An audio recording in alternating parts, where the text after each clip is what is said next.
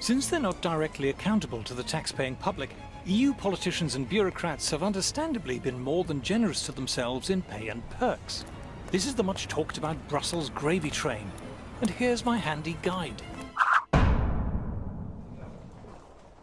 This is the shopping centre. But this is all for politicians and bureaucrats. It's not for members of the public. No.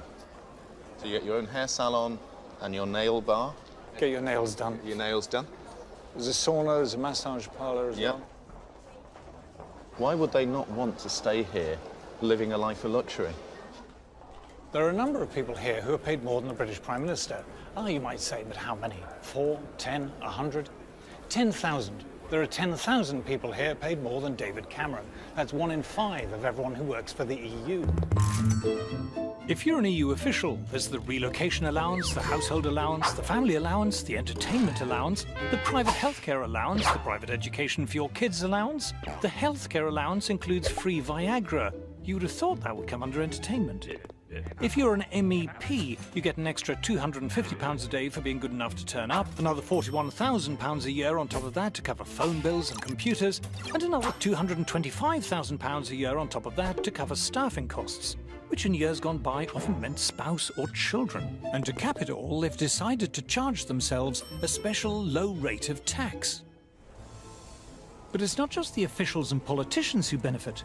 The EU diverts great rivers of taxpayers' cash to the tax-consuming middle-class intelligentsia in our sprawling, publicly funded establishment.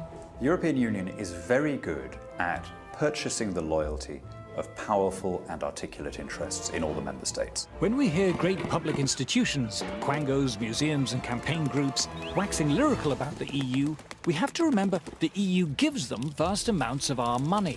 The EU gives shed loads of our money to local authorities and to universities and to art groups and opera companies. And that then provides this chorus of noise in favour of the European project. Every charity over a certain size is getting money from Brussels, every NGO. We see EU largesse effectively buying opinion. You know, what we see here is really a racket.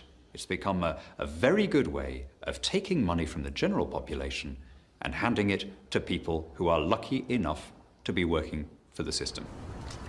The EU likes to advertise its generosity, here in the northeast, for example. European Union investing in your future. Isn't that good of them? I wonder where they got the money.